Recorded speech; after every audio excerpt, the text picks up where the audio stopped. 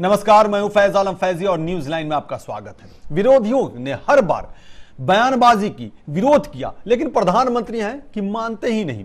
PM Modi एक बार फिर अपने विदेशी दौरे पर मलेशिया पहुंचे।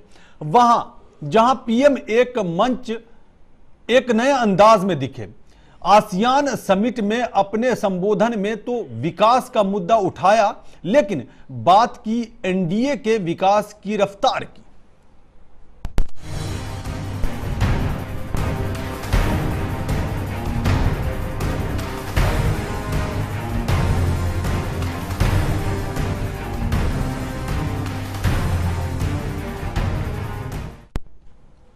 आसियान समिट में प्रधानमंत्री मोदी ने खुद की सरकार की जमकर तारीफ की। अपने संबोधन संदेश में प्रधानमंत्री ने कहा कि एनडीए के कार्यकाल में देश की अर्थव्यवस्था पटरी पर आने लगी है, यानी उसमें मजबूती आई है।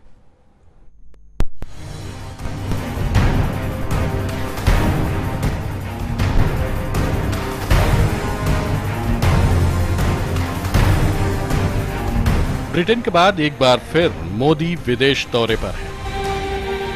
अब की बार वो मलेशिया में है। यहां मोदी ने अपनी सरकार का जमकर ढिंढोरा पीटा।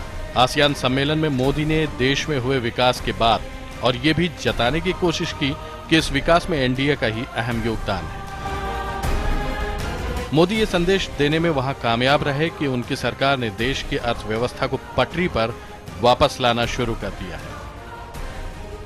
साफ कहा कि 18 महीने में मुद्रास्फीति को कम करने के साथ साथ जीडीपी में इजाफा और विदेशी निवेश को बढ़ावा देने जैसे तमाम जरूरी कामों को एनडीए सरकार ने अमली जामा पहनाया है। We started the Jan Dhan Yojana. In less than a year, we opened 190 million new bank accounts. On Social Security Fund, we have launched innovative and attractive scheme for insurance and pension. अब एक नजर डाल लेते हैं मोदी की उन खास 10 बातों पर जो उन्होंने आसियान सम्मेलन में कही। टैक्स ढांचे में भारत विश्वसनीयता ला रहा है। मूडीज एजेंसी ने भारत की रेटिंग बढ़ाई है। मोदी ने कहा कि भारत ने एफडीआई में 40% की बढ़ोतरी की है। साथ ही ये भी कहा भारत पीपीपी मॉडल के समर्थन में और जल्द ही देश को मैन्युफैक्चरिंग हब बनाया जाएगा। प्रधानमंत्री ने कहा कि भारत सरकार टैक्स फ्री इंफ्रास्ट्रक्चर बॉन्ड लाएगी। साथ ही इंश्योरेंस, डिफेंस और रेल में एफडीआई लाई जा सकती है। इसके अलावा उन्होंने ये भी कहा कि सरकार रोजगार सृजन पर पूरा जोर दे रही है। आगे बताया कि देश में मेक इन इंडिया के साथ साथ स्टार्टअप इंडिया की मुहिम भी शुरू हो चुकी है। गांवों और शहरों में 5 करोड़ मकान बनाने का टारगेट है। किसानों के लिए सॉयल हेल्थ कार्ड जारी किए गए हैं। देश में युद्ध स्तर पर सड़क बनाई जा रही है। मोदी ने कहा कि रिफॉर्म से उन्होंने ट्रांसफॉर्म किया है। एफडीआई और कारोबार में नियम आसान किए। एनडीए के कार्यकाल में अर्थव्यवस्था पहले से ज्यादा बेहतर हुई है। यही वजह है कि आईएमएफ और वर्ल्ड बैंक ने भारत पे भरोसा जताया है। प्रधानमंत्री मोदी ने यह भी कहा कि भारत आसियान स्वाभाविक साझेदार है, लिहाजा आसियान देश मिलकर बड़ा पावर हाउस बना सकते हैं।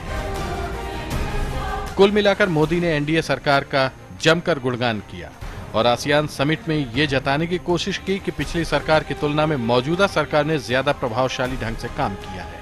लेकिन विदेश में प्रधानमंत्री के किए गए इन दावों में कितना दम है, ये तो विपक्ष भी जानता है और कमोबेश देश की जनता को भी मालूम है। Bureau report, channel 1 news.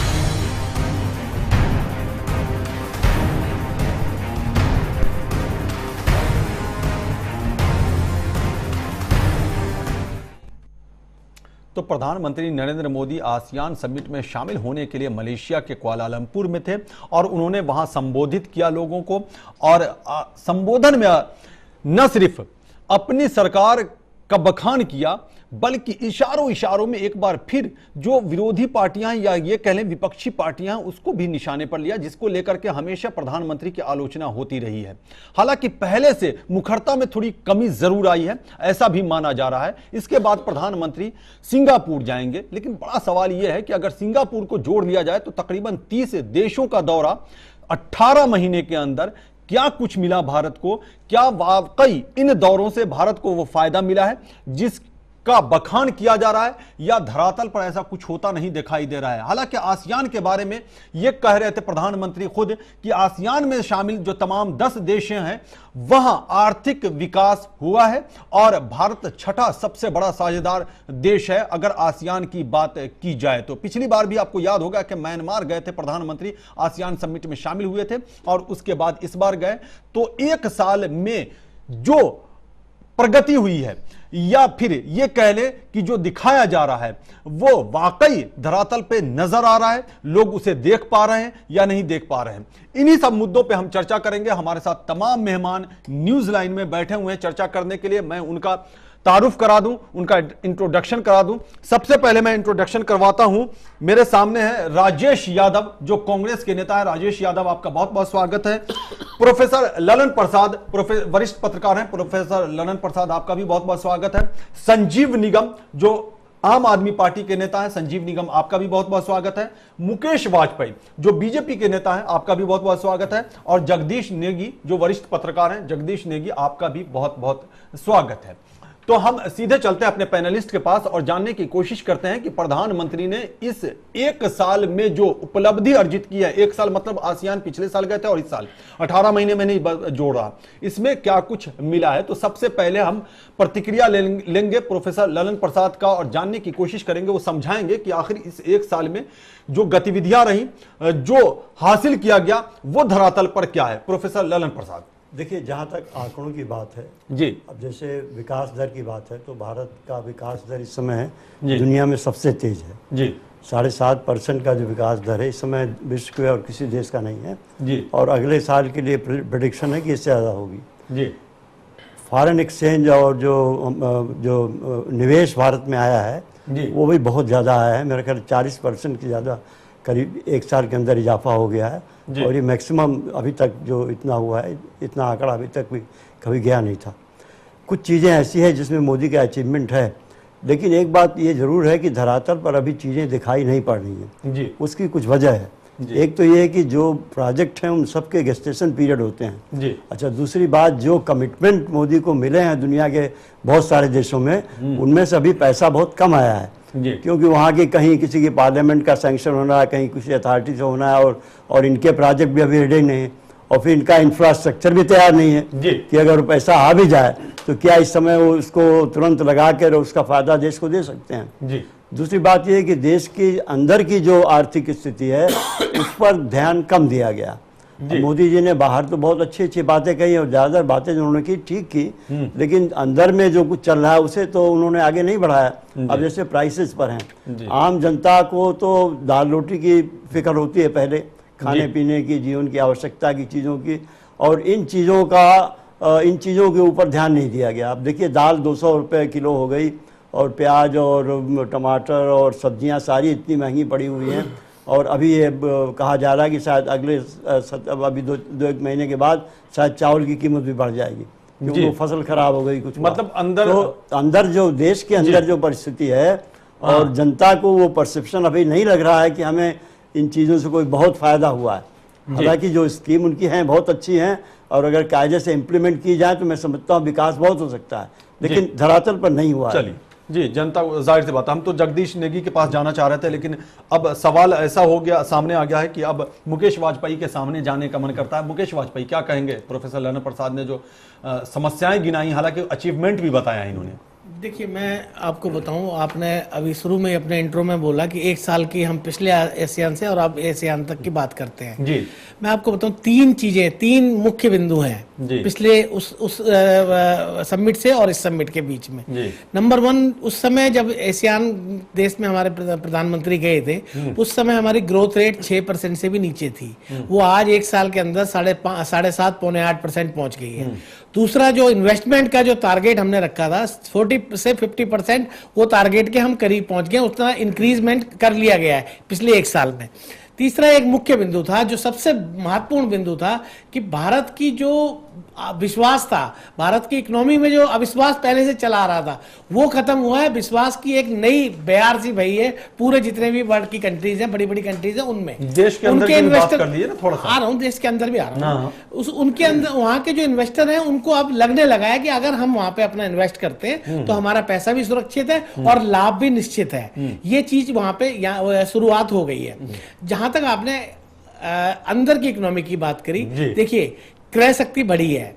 पिछले 1.5 साल में जो क्रय शक्ति का ह्रास हुआ था पिछले 10 साल के अंदर, उसमें तेजी से गिरावट आई है।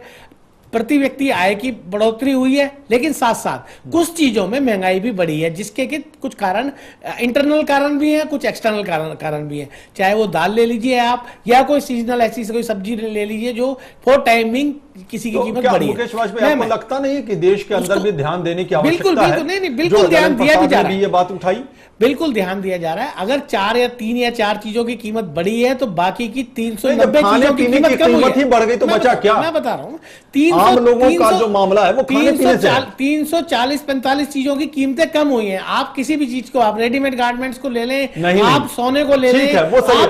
आम लोग, जो गरीब लोग हैं, जो गांव में रहते हैं, दूर दराज के इलाके में रहते हैं, उन्हें सोने से मतलब नहीं, उन्हें दाल से मतलब, उन्हें चावल से मतलब है। मैं बिल्कुल बता रहा हूं। अगर आप पीछे की तुलना करेंगे तो आप जो डेली रोजमर्रा की चीजें हैं उसमें आप सिर्फ दाल को, अगर 1 या 2 दाल को आप निकालते हैं तो बाकी की जो चीजें हैं, चाहे आप वो चावल हो चाहे गेहूं, आप पीछे के रिकॉर्ड उठा के देख लीजिए, उनमें सब में मूल्य में कमी आई है, नहीं तो स्थिर हुई है, कीमत नहीं बढ़ी है। लेकिन जहां तक कुछ बात है दाल के कारण कुछ और भी है जो आप आगे चर्चा में आएंगे तो मैं बताऊं। नहीं, खाने पीने जी आएंगे प्रोफेसर ललन प्रसाद।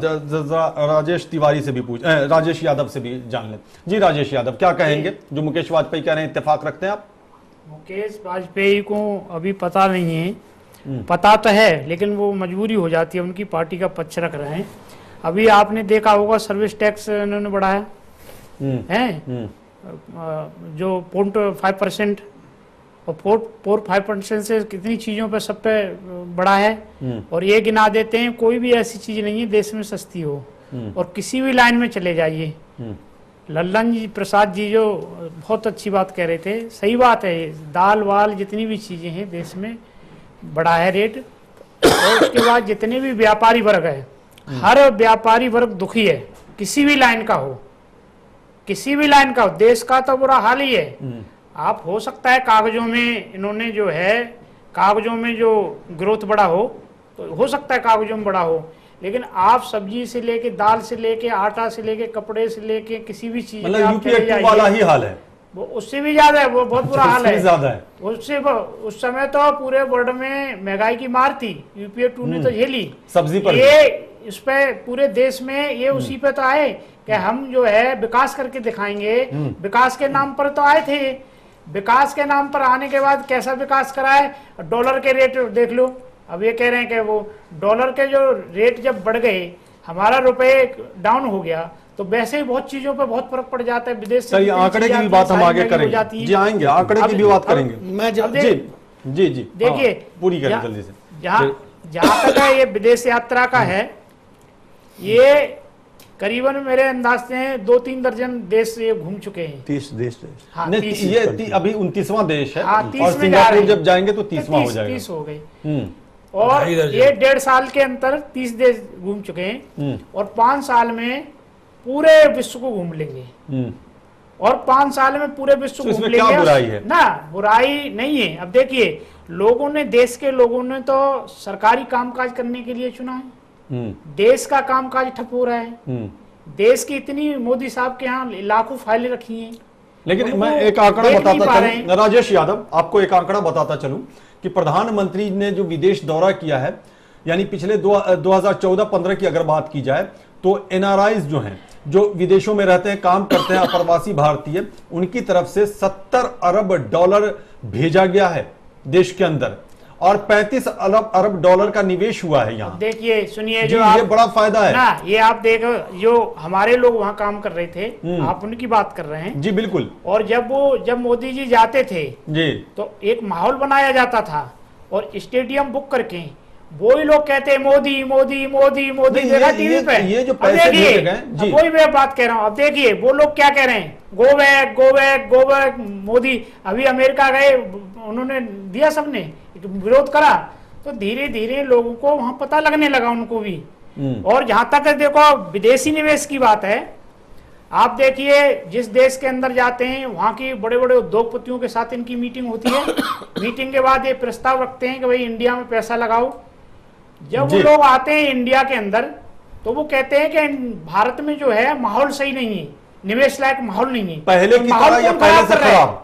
पहले की तरह या पहले से खराब? राजेश यादव, पहले की तरह या पहले से खराब? ना पहले की तरह ना, पहले से बहुत खराब है। पहले अच्छा माहौल था। अब वो लोग पहले नहीं कहते थे ऐसे। कई कंपनियों गिना दूं जो चीन चली गई, पैसा लगाने भारत में आई थी, और वो बोल के यहाँ गए कि अभी भारत में जो है निवेश लायक माहौल नहीं है। माहौल कौन? इनके लोग ही खराब करते हैं। और लोग भी हमारे साथ। संजीव निगम, आप कैसे देखते हैं प्रधानमंत्री की विदेश यात्रा को? खास करके आसियान की बात की जाए तो आसियान से बहुत सारी उम्मीदें भी वाबस्ता हैं।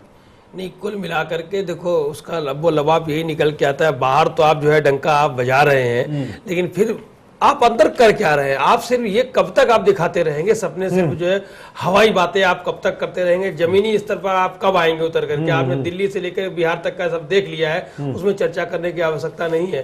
और अभी राजेश यादव जी ने बिल्कुल सही बात कही, और ललन प्रसाद जी पहले उन्होंने विस्तार से पूरे बताया ही है कि दाल की कीमतें तो आसमान छू रही है 200 रुपए। और जो अभी ये सेस बढ़ाया है स्वच्छता के नाम पर, लेकर भारत स्वच्छ अभियान के 0.5% बढ़ाया हर एक में, रेल में हर एक में। तो मुझे ये बात नहीं समझ में आ रही है कि बजाय राहत देने की जनता को, और आप उन पे जो है आप बोझ लगा रहे। रेल आम आदमी की उसमें क्या जा रहा है? रेल भाड़ा भी बढ़ गया उसका, हर चीज जो है उसकी 0.5% की वजह से बढ़ रही है। तो आप ऑलरेडी आपके पास सिस्टम है, सारी सब चीजें, उनको आप उनके स्क्रू टाइट करिए, उनसे करवाइए। आप बेहतरी के लिए तो कड़वे घोट पीने पड़ेंगे ना संजीव निगम साहब। दिल्ली में आपको पेट बढ़ाया है, बेहतरी के लिए कड़वे घोट पीने पड़ेंगे। हम दूसरे जो नेबरिंग आपके स्टेट से हैं हम उनके बराबर आ रहे हैं। अच्छा, हमने बढ़ाया नहीं, हम बहुत पीछे थे। बहुत लोगों के आपके आसमान में है, नेबरिंग जो स्टेट्स है दिल्ली के आसपास है, तो हम उनके फिर भी उनसे कम पे ही है। तो ये इस बात का भी ख्याल रखना चाहिए कि आम आदमी को भी जो राहत मिले। आप सिर्फ हवाई यात्रा और हवाई बातें, यात्रा तो बढ़िया है, हवाई बातें करोगे तो उससे थोड़ी कुछ असर पड़ेगा। जगदीश नेगी, 2014-15 के बीच में 76 अरब 52 करोड़ डॉलर का व्यापार हुआ है भारत और आसियान के बीच में। ये इंप्रूवमेंट नहीं है, ये अचीवमेंट नहीं है जगदीश नेगी? पहले कितना था? हाँ बताइए। बहुत बढ़ा है, पहले से बढ़ा है। मैं आपको बता दूं ये भी कि जब 2008 में हम चले तो 47 अरब डॉलर था, और वो 52 अरब डॉलर नहीं उसमें। हाँ, थोड़ा सा आंकड़े में हेरफेर हो सकता है, कोई लगभग 48 से 50 अरब डॉलर था, और ये बढ़ते बढ़ते 76 अरब डॉलर हुआ है। जी बताएं आप। ऐसा है कि आंकड़े मैं इसमें नहीं जा रहा हूं, बेसिक चीजें मैं देख रहा हूं कि एक आपका फॉरेन जो फंड है, फॉरेक्स जो है वो बड़ा है, और उसका बढ़ने का सबसे बड़ा एक कारण मैं आपको बता दूं, जो क्रूड ऑयल था मई 2014 में 110 US डॉलर था पर बैरल। हाँ। अब वो 40 और 50 रुपए के बीच में था इस एक साल के अंदर डॉलर। तो वो सारा पैसा बचा। फॉरेन एक्सचेंज आपका जो है फॉरेन फॉरेक्स जो है वो बढ़ा, वहीं रहा। US डॉलर की जो वैल्यू रुपए की है वो मई में जो है वो 58 रुपए समथिंग थी, आज वो 66 रुपए समथिंग है। वहां तो वो रुपया और नीचे चला गया। उस टाइम एक बात होती थी, वो कहता है चिदम्बरम की उम्र गिरावट तो यूपीए सरकार के जमाने से आ रहा है। ना उस आंकड़े उसके मई में 59 रुपए से नीचे था जी। ठीक है, आप मई का अखबार उठा लेना 14 का, उसमें डॉलर की कीमत जो है 59 रुपए समथिंग है, एक बार 68 तक पहुंच गया था। हाँ, इन्होंने कहा चिदम्बरम की उम्र को भी लांग गया है डॉलर का वैल्यू। 70 पैसे था 2014 में, 66 रुपए 70 पैसे। कहाँ पे? इंडिया में 2014 की बता रहा हूँ। नहीं भाई साहब नहीं है, 59 रुपए मैं बता रहा हूँ। मैं आपको कल अखबार भी पूरा कटिंग ला के दिखा दूंगा उसकी। लेकिन एक दिन उसमें आगे जाएंगे, मैं उसमें नहीं जा रहा हूँ। सवाल है कि योजनाएं आप बना रहे हैं, योजनाओं का आप उस लक्ष्यों का कहां है? अभी आप गए हैं मलेशिया से अगर सीखना है, मलेशिया जिस ढंग से जिस कंट्री ने कितने थपेड़े खाए, कितनी बार लुढ़का, कितनी बार गिरा, मलेशिया ने जो डेवलपमेंट किया है वो पूरा एशियन कंट्रीज को उससे सबक लेना चाहिए। 1970 में से उन्होंने डेवलप करना शुरू किया और 8 पॉइंट से 9 पॉइंट का जीडीपी उनका था, लेकिन 97 में एकदम से स्लैब आया नीचे, उसका जो है उनके रुपए, उनके जो करेंसी की वैल्यू डबल गिरी। और उसमें उस दौरान में उन्होंने क्या किया था कि एक जो है नेशनल काउंसिल बनाई, कमेटी बना करके, और 4.5 बिलियन डॉलर के जो है फॉरेन जो है जो वो थे शेयर्स थे वो उन्होंने फ्रीज किए, जिसमें 1,72,000 शेयर होल्डर का पैसा रुका, और वो सारे के सारे जो है वो सिंगापुर के थे। उन्होंने फॉरेन इन्वेस्टमेंट आना बंद हो गया, लोग जो है वहां इन्वेस्टर भागने लगे। सिंगापुर तो है ही भारत के लिए, और मलेशिया जब गए द्विपक्षीय वार्ता भी मलेशिया के साथ, वही मैं कह रहा हूं ना, तो वो वापस भागने लगे। मलेशिया को जो है मॉनेटरी फंड ने प्लस वर्ल्ड बैंक ने पैसा देना चाहा, मदद करनी चाहे, मलेशिया ने मना कर दिया, और मलेशिया की जनता ने स्वयं पैसा इकट्ठा करके वो तमाम जो है उस इकोनॉमी को ऊपर उठाया। उससे हमें एक सबक लेना होगा। सवाल एक योजना हम बना रहे हैं, अभी मैं रिसेंटली एक योजना इन्होंने निकाली है, उस पर मैं पढ़ रहा था क्रिटिक्स की, आपने जो है बॉन्ड, सोने के बॉन्ड, सोने के बॉन्ड बेच रहे हैं 400 ग्राम अक्टूबर के रेट पे आपने सोने के बॉन्ड बेचे हैं, वो अलग, वो तो 400 ग्राम इकट्ठा हुआ कुल अभी, वो तो आएगा ही नहीं, लेकिन वो ब्लैक मनी आ रही है, अगर आएगी भी तो वो ब्लैक मनी आ रही है, जो बॉन्ड 1 लाख रुपए एक आदमी खरीद सकता है, वहां पे अक्टूबर के रेट पर आपने बॉन्ड बेचे हैं, मतलब बॉन्ड के रेट फिक्स कर दिए, और आज उससे नीचे रेट आ गया, मतलब जब उस आदमी को 2 साल का जो आना था ब्याज 2.5% के हिसाब से, वो तो बराबर हो चुका है। लेकिन जगदीश नेगी, इसमें एक बात जोड़ता चलूं, अगर विदेश दौरे पे जाते हैं प्रधानमंत्री तो देश का नाम तो रोशन हो ही रहा है, जो एनआरआईज जो है अप्रवासी भारतीयों के बीच में काफी मकबूलियत भी उनकी बढ़ी है, और यही वजह है कि मैंने ये आंकड़ा पेश किया है कि 70 अरब डॉलर भेजा है अप्रवासी भारतीयों ने, जिसमें सबसे ज्यादा संयुक्त अरब अमीरात है। नहीं, आप तो ये अचीवमेंट है या नहीं है? नहीं, आप एक समझे नहीं ना, वहां से तो पैसा हमेशा आता रहा है, नहीं बढ़ा नहीं आता हुआ है, मैं ये कह रहा हूं। कब नहीं आया वहां से, मुझे बता दीजिए। हमारी जितनी वर्कफोर्स वहां पे काम कर रही है उसका पैसा आता है वहां से जी, वो कंटिन्यूस आता है, इसमें बढ़ोतरी हुई, पूरा नॉर्थ साउथ के लोग जितने जो है वहां पे काम कर रहे हैं उनका पैसा आता है, और वो एक बहुत बड़ी रकम वहां से उनका हमारे फॉरेन करेंसी में इजाफा होता है। मैं ये कह रहा हूं कि योजनाएं आप कुछ भी बना रहे हो, आम आदमी के बारे में आप कब सोचेंगे, उस तक रिजल्ट कब पहुंचेगा। 1.5 साल तो हो चुका है, हमें तो रिजल्ट चाहिए ना। अभी मुकेश वाजपेयी जी कह रहे थे कि रेट जो है परचेजिंग पावर बढ़ी है, मुझे तो कहीं पर परचेजिंग पावर बढ़ी हुई नहीं आई। ठीक है जी, सेवन पे कमीशन आ जाएगा तब सरकारी कर्मचारी बढ़ जाएगी। नेगी साहब ने एक मिनट, ललन प्रसाद, एक सवाल भी मैं जोड़ता चलूं। आसियान देशों के बारे में तारीफ करिए प्रधानमंत्री ने, लेकिन एक आंकड़ा है मेरे पास, भारत की तरफ से जो आसियान देशों को निर्यात किया गया है वो पिछले 1 साल में 31 अरब 81 करोड़ डॉलर, लेकिन आयात ज्यादा किया गया है 44 अरब 71 करोड़ डॉलर। कहां समानता है? देखिए, इसमें समानता तो पॉसिबल इतनी जल्दी नहीं है, और ये पहले भी रहा है जी। जो हमारा डेफिसिट है एक्सपोर्ट फ्रंट पर जी, हम उतना माल एक्सपोर्ट नहीं कर पाते जितना हम इंपोर्ट कर रहे हैं जी, क्योंकि खासतौर से टेक्नोलॉजी के लिए हमें बहुत पैसा देना पड़ता है जी, और जो वो इंडस्ट्री हम लगाना चाहते हैं उसके लिए जो मशीनें खरीदनी होती हैं, कैपिटल गुड्स जिसको हम बोलते हैं, उसके लिए हमें बहुत पैसा बाहर भेजना पड़ता है। जहाँ तक नेगी साहब ने क्रूड ऑयल की बात कही, ये ठीक है कि क्रूड ऑयल की प्राइसेस जितनी गिरी हैं उसका फ़ायदा हमें हुआ है, और जो हमारा जो इस समय फॉरेन एक्सचेंज रिजर्व है वो काफ़ी अच्छा है। उसमें एक कारण आम लोगों को उसका फायदा दिखा, उसमें एक कारण है नहीं, वो पैसा देश में ही है ना, अगर रिजर्व आपका बढ़ा है तो पैसा देश में है, लेकिन ये बात और है कि आम आदमी तक चीज़ें अभी फिल्टर नहीं हुई है, ये बात सही है जी। मैं 2 एक बातें और कहना चाहूंगा जी। ललन प्रसाद, आपको रोकना चाहेंगे, आप अपनी अधूरी बात ब्रेक के बाद पूरी कर लेंगे, चूंकि वक्त ब्रेक का हो गया है। ब्रेक के बाद जैसे आते हैं ललन प्रसाद आपके पास आएंगे, अपनी बात पूरी करेंगे। रुकते हैं छोटे से ब्रेक के लिए।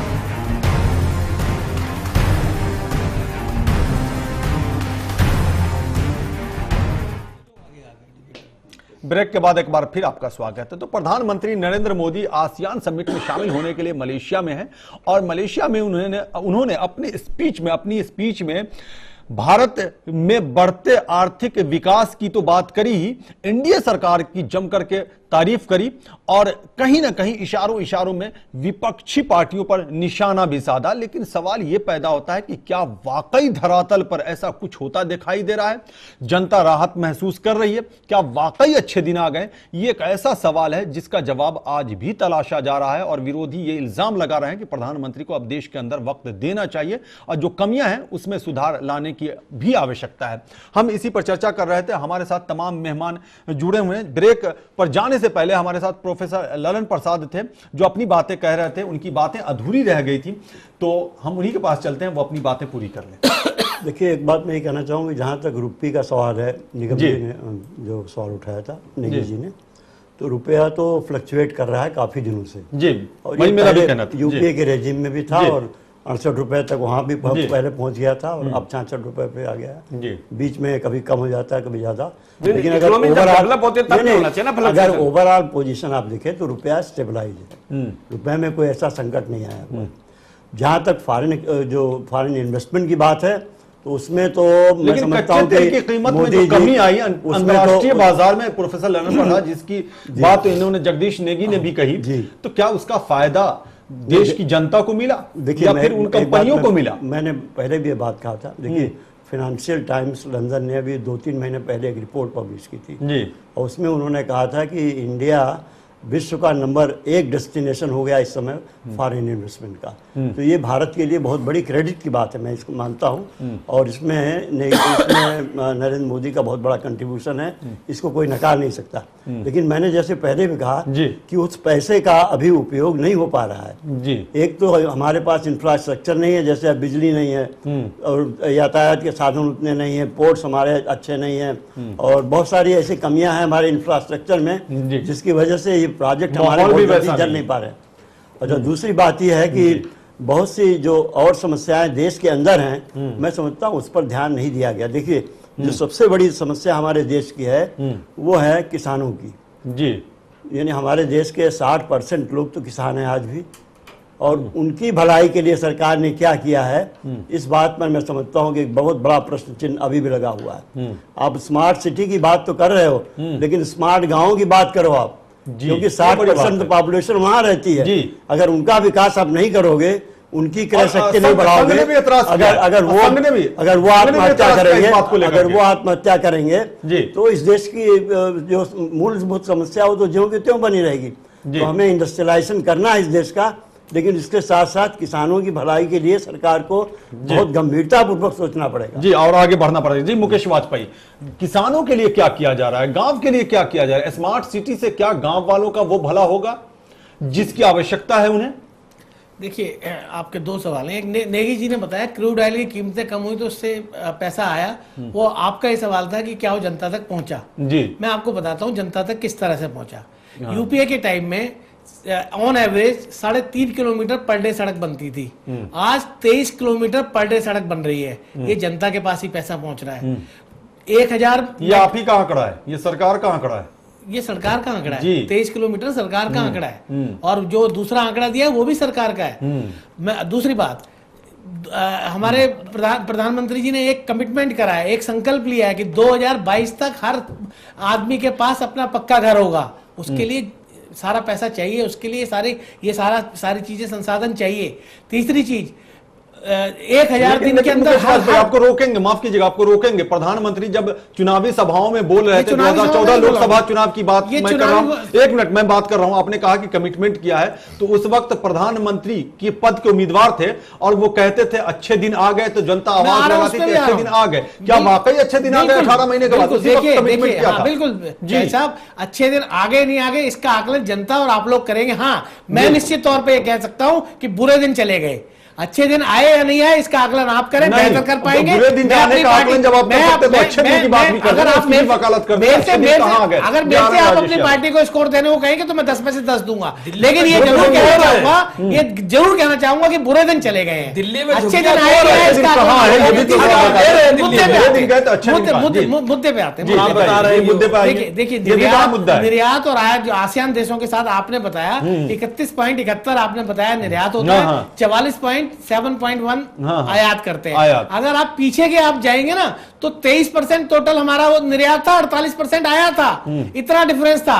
ये डिफरेंस सिर्फ एक साल में कम होकर इतना हुआ है, इसको आप क्रेडिट देना पड़ेगा। और देखिए कुछ चीजें ऐसी है जो पाइपलाइन में है जिनके पूरा होने पे 100% रिजल्ट जनता को मिलेगा, चाहे वो बिजली की समस्या हो, चाहे वो मुकेश वाजपेयी कब मिलेगा, मिले 18 महीने गुजर गए। देखिए फैज साहब अगर हम एक कमरे का मकान बनाते हैं ना जी, तो एक कमरे के भी मकान के लिए पहले बेसमेंट खोदना पड़ता है, उसके बाद और आपने देखा मुकेश वाजपेयी जनता धैर्य खो रही है। नहीं देखिए आपने देखा है, मैं अब नाम नहीं लूंगा, ये आपने भी दिखाई पड़ गया। और जनता का धैर्य था जो कांग्रेस कहां चली गई आपने देखा। ठीक 2014 इस चीज का कंपैरिजन करते हैं तो मैं डंके की चोट पे कह सकता हूं कि पूरे हमारे 18 महीने के शासन में 1 रुपए का भी घोटाला अगर किसी मंत्री ने, किसी एमपी ने, कहीं से भी आपने सुनने को मिला हो तो आप बताइए। कहीं नहीं, 1 रुपए का चाहिए, जनता खुशहाल जिंदगी चाहती है, यही चाहती है जनता, वो बताइए ना। मैं बता रहा हूं ना, इतनी ट्रांसपेरेंसी है कि आज चाहे मूडी हो, चाहे वर्ल्ड बैंक हो, चाहे और कोई फाइनेंशियल इंस्टीट्यूट हो,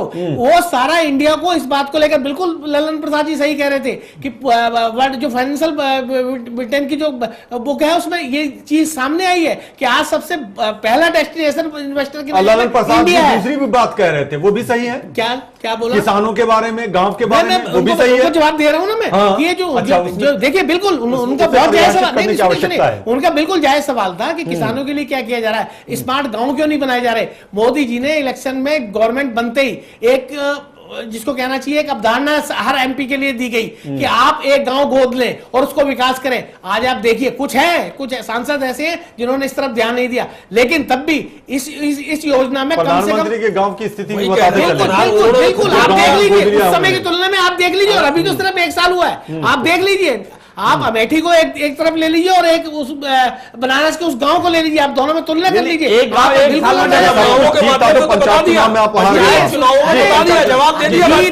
जीत हार विकास का पैमाना अलग, आप उसको कहें कि नहीं, क्या उसमें क्या परिस्थिति रही वो अलग बात थी, उसकी बहस का विषय नहीं है क्यों वहां से पंचायत में आ रहे या क्या हुआ। लेकिन जहां तक विकास की बात है, मैं अमेठी के उदाहरण देना चाहूंगा। एक तरफ अमेठी ले लीजिए और एक तरफ आप वो ले लीजिए। बात को राजेश यादव तक ले सकते हैं।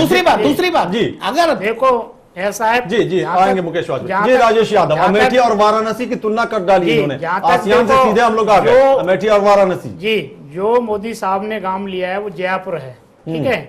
जयपुर में वाजपेयी जाके देखें, जो उन्होंने टॉयलेट बनवाए हैं, पानी की वहाँ व्यवस्था नहीं है, लोग टॉयलेट करके वहाँ इतनी बदबू स्मेल आ रही है, गांव के लोग परेशान हैं। और इनका कैंडिडेट सुनिए, हाँ सुनिए मैं बता रहा हूँ आपको, इनका कैंडिडेट हार गया।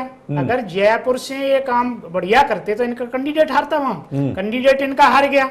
जो गाँव चुन के लिया है और वहां पर इनका मोदी साहब का कैंडिडेट हार जाए तो बड़े शर्म की बात है। देखिए जहां तक घोटाले की बात है, जहां तक अमेठी की बात है वो भी है। अमेठी में देखिए, अमेठी में कहीं भी चले जाइए, अमेठी में विकास है, अमेठी के लोग को वहाँ बहुत रोजगार मिला है, अमेठी के लोगों को वहाँ इतने सालों से आप देखेंगे बहुत बैकवर्ड था अमेठी में बढ़िया कॉलेज, बढ़िया सब चीज, बहुत सुविधाएं हैं। आप रेलवे के देखेंगे वहाँ बहुत बढ़िया प्लेटफार्म, आने जाने की सुविधा, सब मतलब सब बिल्कुल हुआ है। अब देखिए इनके एमपीओ ने 2 दर्जन एमपीओ ने तो गांव गोद ही नहीं लिए, मोदी जी की बात नहीं मानते हैं, इनके एमपी नहीं मार रहे हैं।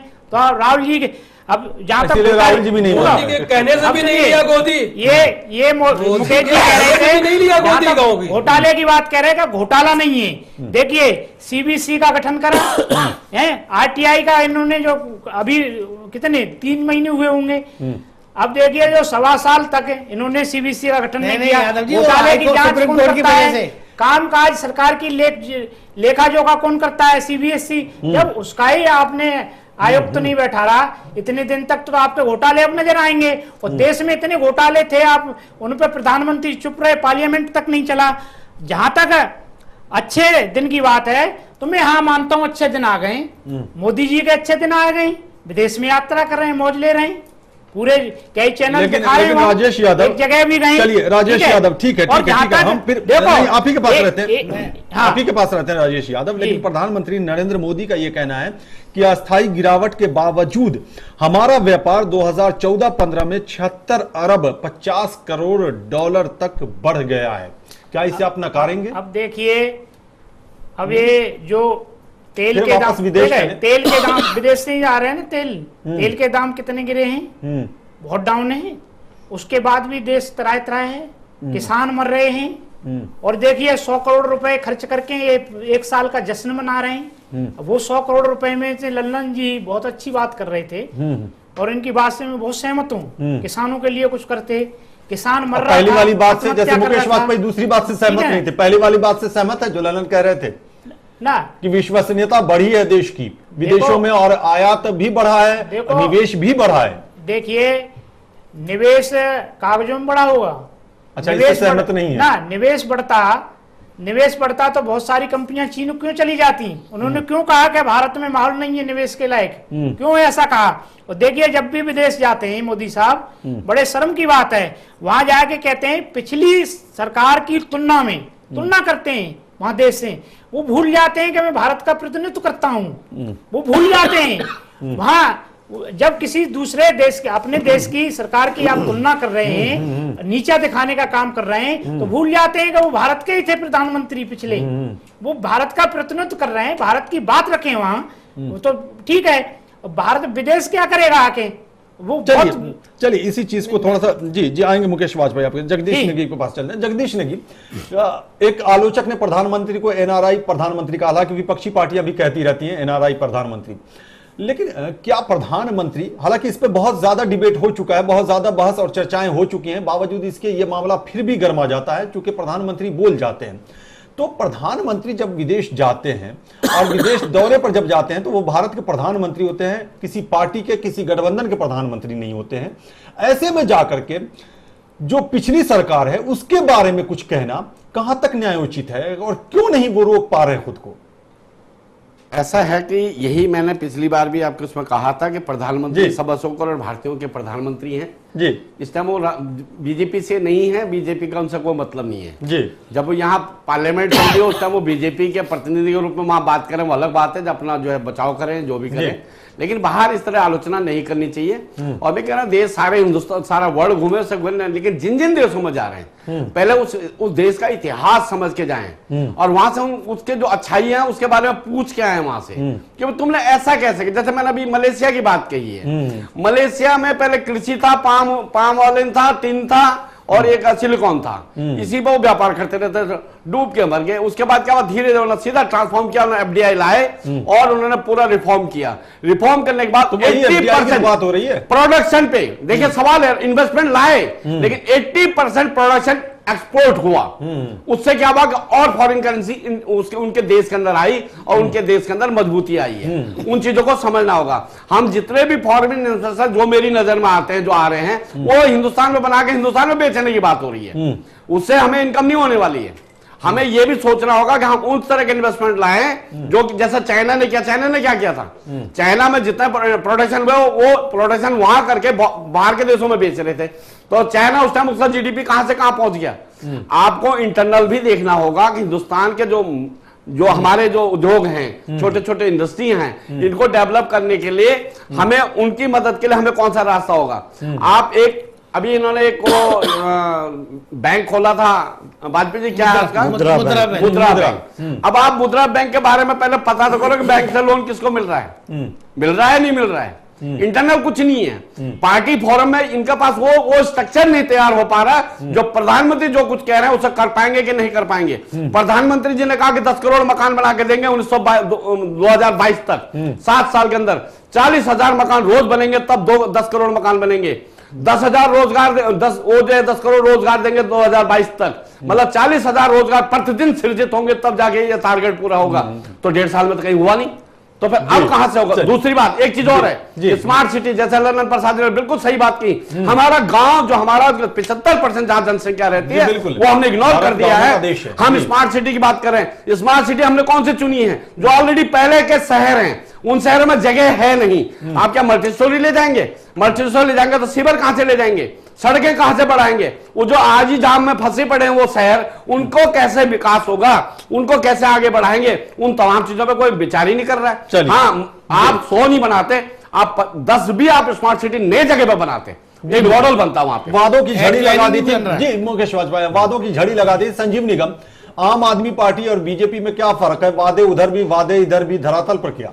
नहीं देखिए, जो अभी वाजपेयी जी बताया कि 2022 तक हम बनाएंगे, ठीक है, आप 2022 नहीं, आप उसको और खींच करके ले जाओ, लेकिन आप तोड़ क्यों रहे हो? अभी आपको देखा होगा कि दिल्ली में जो है केंद्र सरकार की जो एजेंसियां उनको आकर के उनकी छत छीन आए, नई दिल्ली एरिया में आपने देखा होगा कि उनकी तोड़ आए।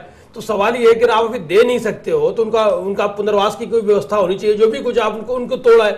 और दूसरी बात, ऐसे आप काम कर रहे हो। अभी बताया कि बीमा 12 रुपए में कर दिया, बीमा 12 रुपए में कर दिया।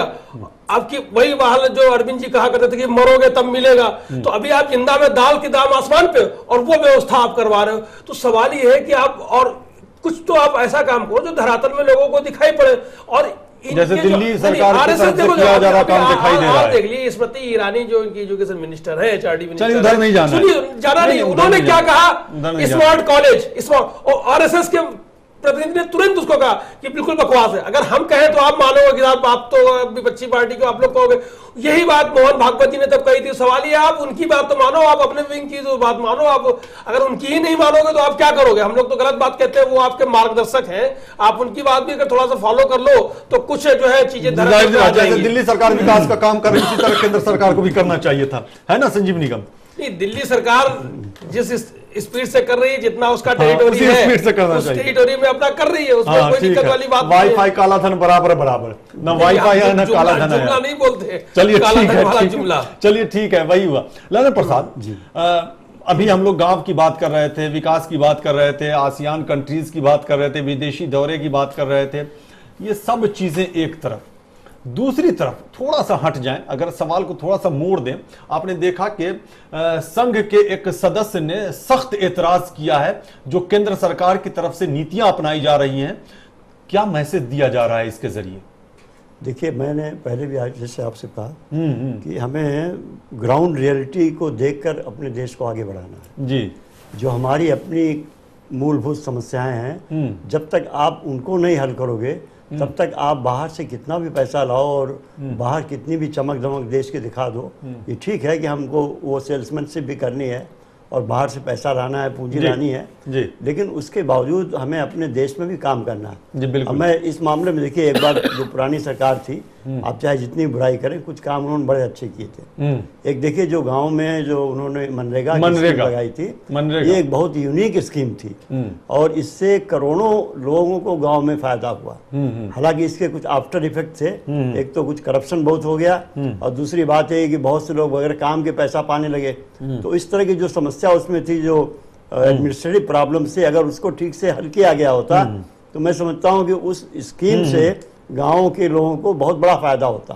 और वो स्कीम इस समय चालू तो है लेकिन लगभग बंद सी है और उसमें जो डिसबर्समेंट पहले होता था उससे बहुत कम हो गया है। और एक बहुत बड़ा असंतोष का कारण हमारे किसानों में आज वो भी है कि जो कुछ पैसा उनके पास थोड़ा आता था सरकार से, वो भी बहुत कम हो गया।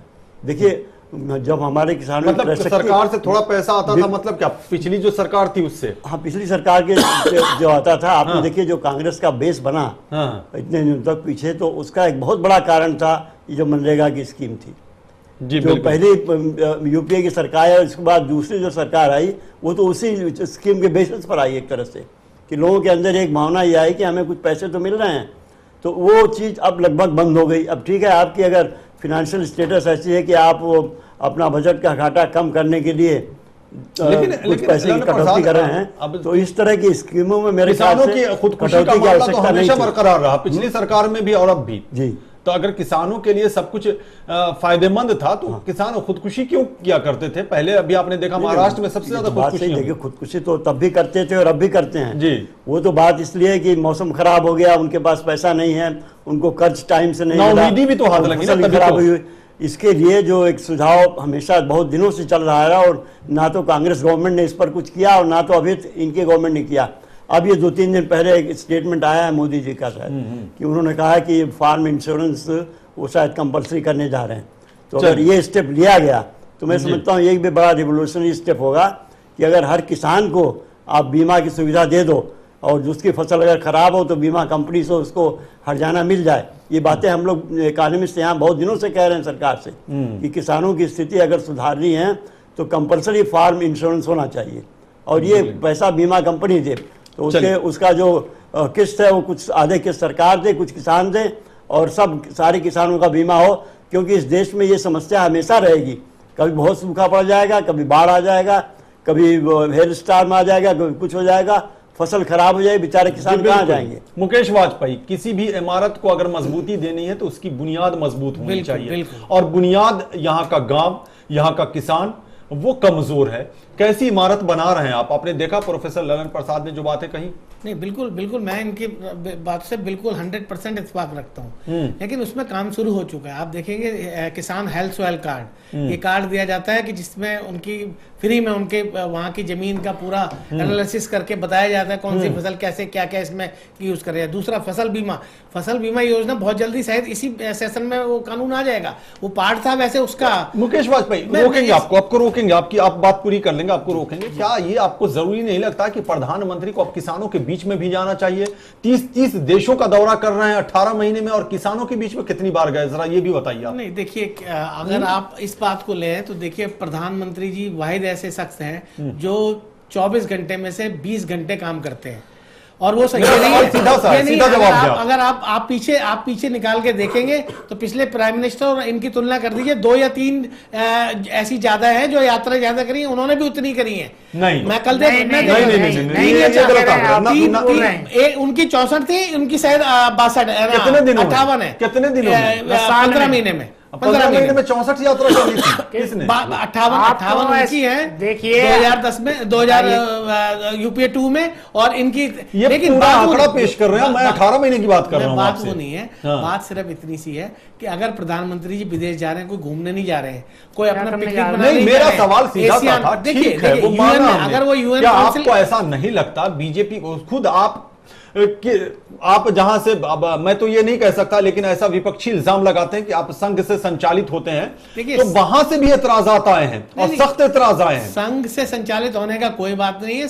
संघ एक सामाजिक संगठन है, वो समाज के भले के लिए हमारे को सुझाव देता है। जल्दी से वक्त कम है। संचालित होने का कोई सीधा सा सवाल, क्या किसानों के बीच में प्रधानमंत्री को जाना चाहिए नहीं जाना? क्यों नहीं गए? किसानों की हर समस्या उससे वाकिफ है वो, और उसके लिए जरूर सरकार कदम उठा रही है और इसीलिए किसान आत्महत्या करें। जी राजेश यादव, वक्त बहुत कम है इसलिए हम चाहेंगे संक्षेप में, इनका कोई 40 सेकंड में। जब किसान आत्महत्या कर रहे थे, इनका कोई न मंत्री गया न कोई गया।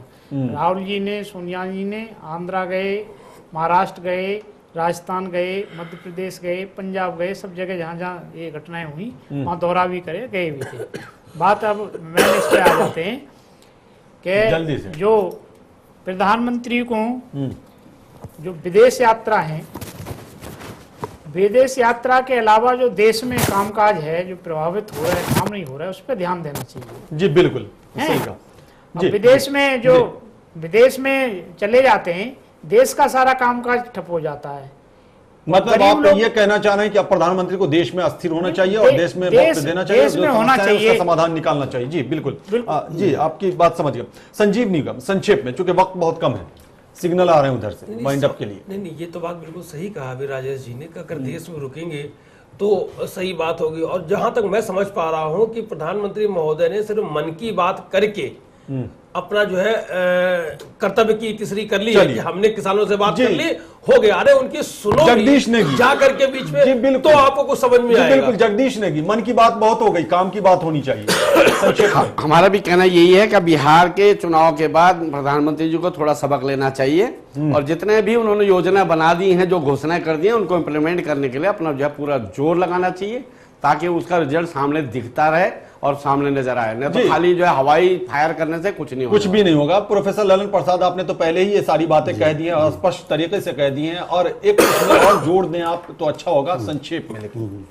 देखिए, मैं समझता हूँ कि कुछ चीज़ें प्रधानमंत्री ने बहुत अच्छी की हैं। नेगी साहब ने भी कहा, जो स्कीम्स आई हैं अच्छी अच्छी स्कीम आई हैं। सबसे बड़ी आवश्यकता है कि उनका इम्प्लीमेंटेशन अच्छा होना चाहिए जी। और दूसरी बात यह है कि प्रधानमंत्री को गाँव के ऊपर अब ज़्यादा ध्यान देना चाहिए, क्योंकि अगर इस देश की अर्थव्यवस्था का लाभ जो विकास हो रहा है उसका जनता तक अगर नहीं पहुंच पाता तो ये कब तक जनता वेट करेगी जी। जनता वेट करने के मूड में नहीं है। आपने 18 महीने हो गया, जनता चाहती है कुछ रिजल्ट, कुछ ना कुछ रिजल्ट आए, और जनता जो प्राइसेज हैं एसेंशियल कमोडिटी ये महसूस करने लगे कि वाकई उनको जरूर कंट्रोल में करें। खाने पीने की चीजें कम से कम ऐसी हो कि आम आदमी अफोर्ड कर सके, तभी जनता को लगे कि वाकई उसके अच्छे दिन आ गए। तो जाहिर सी बात है, प्रधानमंत्री नरेंद्र मोदी अब देश के अंदर हैं, यही निकल करके अब सामने आ रहा है, और जनता के बीच में जाए, किसान के बीच में जाए, और गांवों को आगे बढ़ाने की कोशिश की जाए ताकि देश में विकास हो, तो आम लोगों तक पहुंचे और आम लोग महसूस करें कि उसके अच्छे दिन आ गए। अब तमाम मेहमान का बहुत बहुत शुक्रिया इस परिचर्चा में शामिल होने के लिए और अपना पक्ष रखने के लिए। तो आसियान में प्रधानमंत्री नरेंद्र मोदी के संबोधन के बाद ये बात निकल करके सामने आई है, जो हमने अभी थोड़ी देर पहले कहा, जो हमारे मेहमान थे, कि अब देश में वक्त देने की आवश्यकता है। आप सोचिए कि प्रधानमंत्री को अब क्या करना चाहिए। हमें दीजिए इजाजत और देखते रहिए चैनल 1 न्यूज़। नमस्कार।